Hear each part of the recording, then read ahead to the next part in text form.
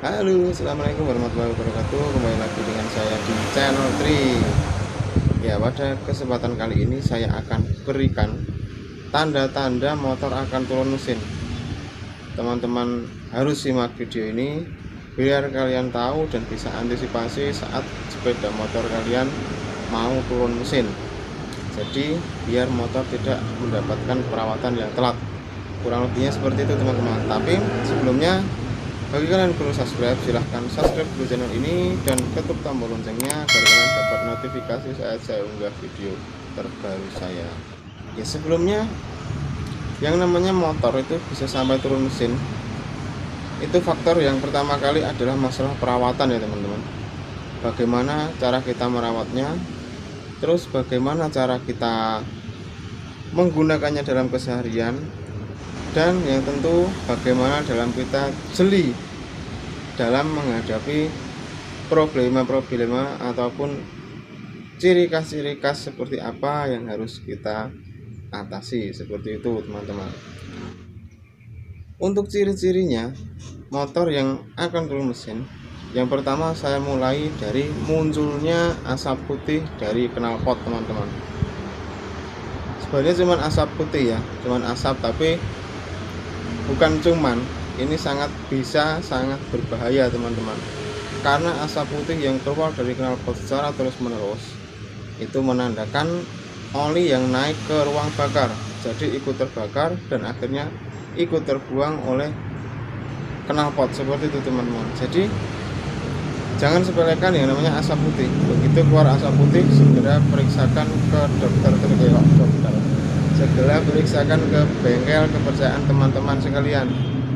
Bisa jadi itu seperti yang saya sebutkan tadi, yaitu oli ikut naik ke atas ke ruang bakar sehingga terbakar, seperti itu teman-teman. Nah, itu nanti efeknya kan bisa berbahaya, itu bisa, yang jelas pasti bisa menyebabkan kerak teman-teman, bisa kotor sekali, ruang bakarnya bisa kotor sekali, itu yang pasti. Dan masih banyak lagi gejala yang diakibatkan dari oli yang naik ke ruang bakar teman-teman. Untuk yang kedua, motor yang susah dinyalakan teman-teman, susah dinyalakan, entah itu pagi hari, siang hari ataupun malam hari, itu motor susah dinyalakan. Nggak cukup 1-2 kali dicoba biasanya tidak mau menyala, itu juga tanda-tanda motor ada yang trouble teman-teman. Segera periksakan, karena itu juga oli yang masuk, kemungkinan oli yang masuk ke dalam ruang bakar juga teman-teman. Otomatis seharusnya ruang bakar itu yang berisi dengan udara dan bahan bakar dibakar di situ, tapi bercampur dengan oli, akhirnya pembakaran juga tidak akan sempurna, jadi membuat kerak-kerak yang timbul di dalam ruang bakar. Otomatis motor juga sulit dihidupkan teman-teman. Itu yang kedua. Terus yang ketiga, mesin mengeluarkan suara-suara berisik, itu pasti, dan itu bisa didengarkan dengan teliti. Biasanya motor yang akan turun mesin itu mengeluarkan suara-suara gemeritik ataupun gemericik ataupun kempletek teman-teman. Baru di situ biasanya kita tersadar, kok suaranya seperti ini, kok suaranya kasar seperti ini, baru kita tersadar, baru dibawa ke bengkel, akhirnya turun mesin. Ya sudah merembet kemana-mana, karena penyebabnya adalah pertama oli kita yang sering telat ganti atau bahkan jarang sekali diganti, seperti itu teman-teman. Jadi otomatis pelumasan di dalam mesin juga tidak bisa maksimal ya, karena bahan dari komponen-komponen itu adalah logam. Jika tidak dilumasi dengan baik, otomatis akan terjadi keausan. Logam bertemu logam akan bergesek, sedangkan di situ tidak ada oli, otomatis akan terjadi keausan teman-teman. Lah, komponen yang terjadi keausan itu otomatis akan oblak. Oblak itu apa ya? Nggak kenceng lagi, nggak apa itu. Yang jelas itu akan oblak dan akan menimbulkan suara-suara semacam itu teman-teman. Jadi yang pertama tadi munculnya asap dari knalpot. Yang kedua, motor itu susah dihidupkan. Yang ketiga, mesin mengeluarkan suara berisik teman-teman.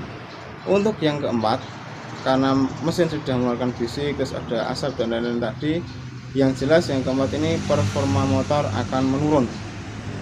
Performa ya dari kecepatan, ya dari tenaga pasti akan menurun teman-teman. Kenapa demikian?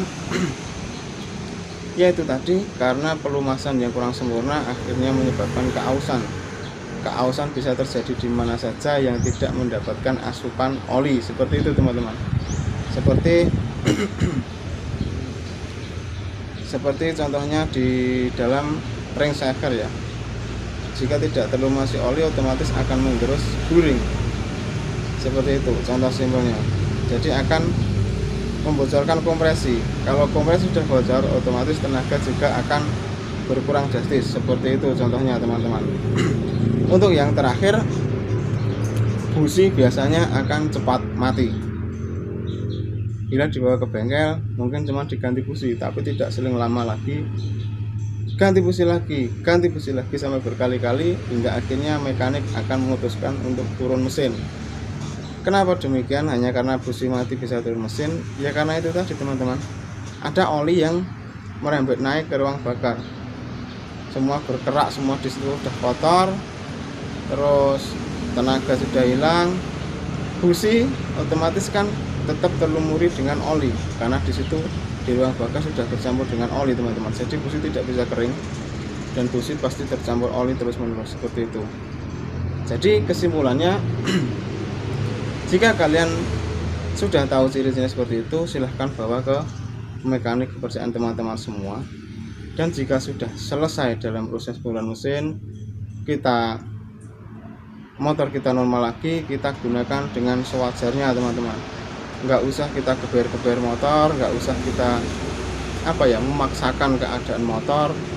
Kita gunakan motor sebagaimana mestinya, rajin ganti oli. Nggak usah kita berpatokan dengan lamanya waktu, tapi kita harus perhatikan berapa jarak yang kita tempuh setiap harinya, itu harus diperhatikan. Jadi nggak mesti ganti oli itu sebulan sekali, 2 bulan sekali, enggak. Tapi semakin sering kita menggunakannya, semakin kita mundar-mandir ke sana semari, berarti jarak ganti oli semakin dekat, seperti itu teman-teman. Dan yang terakhir untuk kesimpulannya, jangan lupa yang namanya servis rutin, karena itu penentu keawetan motor-motor teman semua. Kan itu penentu motor teman-teman semua ya, terbalik ya, kurang lebihnya seperti itu ya teman-teman. Hanya itu yang bisa saya sampaikan. Bila ada kekurangan silahkan tambahkan di kolom komentar. Bila ada kesalahan saya mohon maaf. Assalamualaikum warahmatullahi wabarakatuh.